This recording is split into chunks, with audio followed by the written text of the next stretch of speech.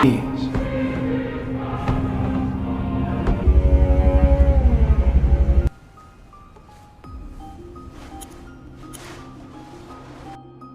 को हमेशा ही आम लोगों की भलाई के लिए जाना जाता है, लेकिन जब वही सरकार अपने फ़ायदे के लिए आम लोगों को अपने हिसाब से इस्तेमाल करे तो आम लोगों की पर्सनल लाइफ किस हद तक तबाह हो सकती है, यही हम आज की इस कहानी में जानेंगे।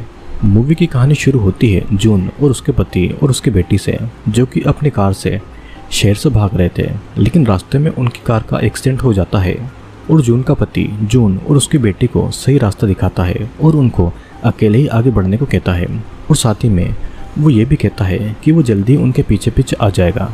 जून अपनी बेटी को लेकर उसी रास्ते से आगे बढ़ती है, लेकिन कुछ ही देर में जून को एक गनशॉट की आवाज़ सुनाई देती है, मतलब कि उसके पति को मार दिया गया था, और जून अपनी बेटी के साथ में जंगल में एक जगह पर छुप जाती है। लेकिन वहाँ की आर्मी आकर जून से उसकी बेटी को छीन कर ले जाती है और जून को भी बेहोश करके कहीं दूसरी जगह पर ले जाया जाता है। अब कुछ दिन के बाद हम जून को देख पाते हैं, जो कि लाल कपड़े पहने एक अमीर आदमी फ्रेड के घर पर मेड बनी हुई थी, लेकिन जून का काम घर का काम करना नहीं था, उसको किसी और वजह से यहाँ पर लाया गया था, और ये बात मैं आपको आगे बताने वाला हूँ। फ्रेड की वाइफ सेरेना भी जून से कुछ सवाल पूछती है और उसे ये बता देती है कि अगर जून ने कोई भी गलती की तो उसे अथॉरिटीज़ के हवाले करके उसकी जगह पर किसी और मेड को रखा जाएगा।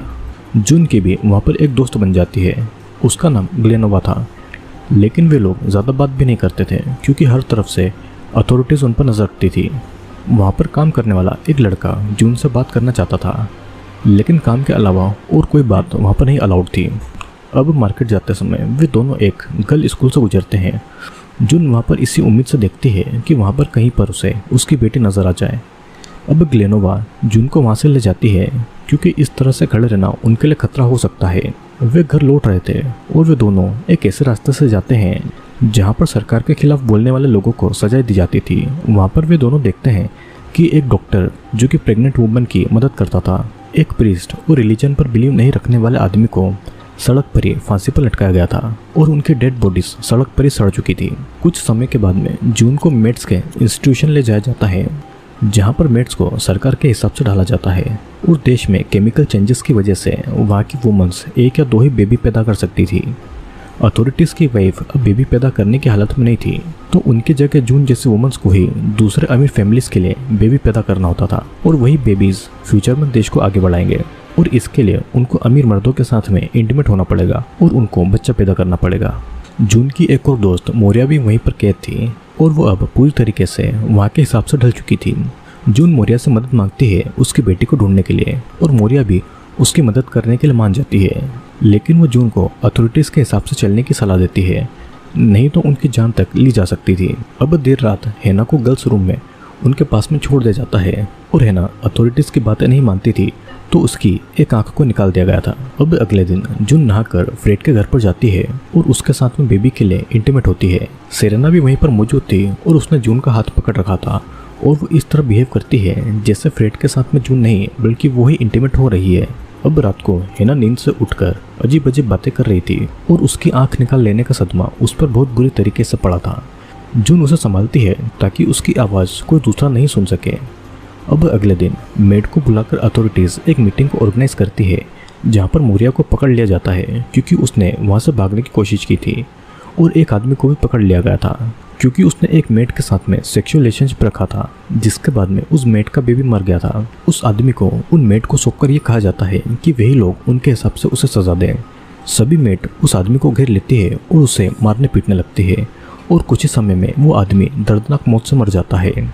सीन कट होता है और यहाँ पर मार्केट जाते समय जून और ग्लेनोवा अपनी अपनी फैमिलीज़ के बारे में चुप चुप कर बातें कर रही थी। ग्लेनोवा तो अपनी फैमिली के साथ में कनाडा भागने वाली थी, लेकिन गवर्नमेंट के लोगों ने उसे पकड़ लिया था और बेबी पैदा करने की एज तक वो सब कहीं भी नहीं जा सकते थे। और फिर जून को सावधान रहने के लिए बोलकर ग्लेनोवा वहाँ से निकल जाती है। धीरे धीरे देश के मंदिरों को भी तोड़ा जा रहा था और आम आदमी को मारा पीटा जा रहा था। एक आदमी जून को आकर खबर देता है कि फ्रेड उससे मिलना चाहता है, और साथ ही में वो जून को ग्लेनोवा से दूर रहने को कहता है क्योंकि ग्लेनोवा की वजह से वो भी फंस सकती थी। सभी मेड को एक अमीर आदमी के घर में ले जाया जाता है, जहाँ पर हेना एक बेबी को जन्म देने वाली थी, और जून को अपनी प्रेगनेंसी का टाइम याद आता है जहाँ पर उसका हस्बैंड उसे टाइम पर हॉस्पिटल तक ले गया था और जून का ही एक ऐसा बेबी था जो कि हॉस्पिटल में अकेला जिंदा डिलीवर हो पाया था। इधर डिलीवरी के लिए सभी हेना की मदद कर रहे थे और उसी दौरान जून ग्लेनोवा को बता देती है कि फ्रेड ने उसे अकेले मिलने बुलाया है और ग्लेनोवा उसे सावधान रहने को भी कह देती है। जब हेना का बेबी डिलीवर होने वाला था तो अमीर वुमन ऐसा बिहेव करती है कि जैसे कि उस बेबी को वही डिलीवर कर रही है। बेबी के डिलीवर होने के बाद में उस बेबी को उस अमीर वुमन के हाथ में दे दिया जाता है। हेना की बात को तो सभी लोग भूल गए थे और बस दूध पिलाने के लिए ही बेबी हेना के हाथ में दिया जाता है, जिस दौरान हेना अपने बेबी को जी भरकर देख लेती है क्योंकि उसे अब कभी भी बेबी को देख पाने की कोई भी उम्मीद नहीं थी। अब वापस जाते टाइम ग्लेनोवा जून को अमीर लोगों से सावधान रहने को कहती है क्योंकि वे लोग भरोसे के काबिल नहीं थे। और शाम को जून फ्रेड से मिलने जाती है। फ्रेड यहाँ पर जून से बहुत अच्छे से बातें कर रहा था और वो यहाँ पर जून के साथ में बोर्ड गेम खेलता है और उससे बातें करता है।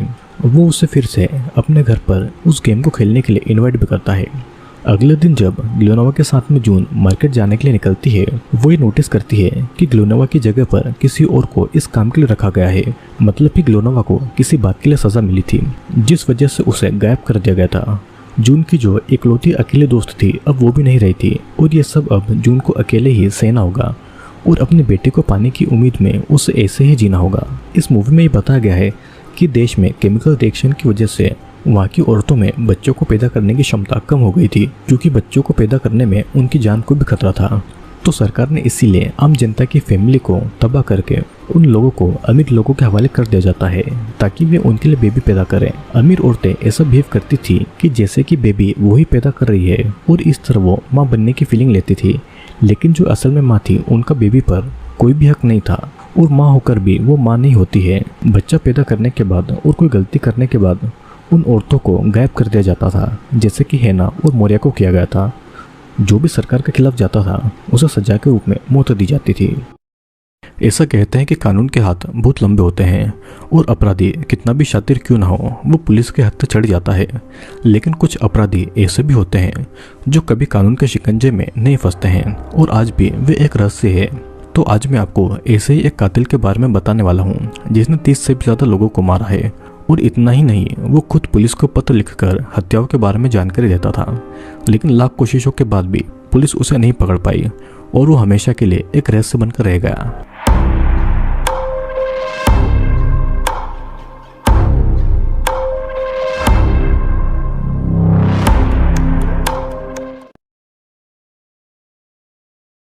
तो दोस्तों आई होप वीडियो आपको पसंद आएगा। वीडियो पसंद आया हो तो चैनल को लाइक और शेयर और सब्सक्राइब जरूर करें क्योंकि मैं जल्दी ही आपके लिए एक और इंटरेस्टिंग वीडियो लेकर आने वाला हूँ।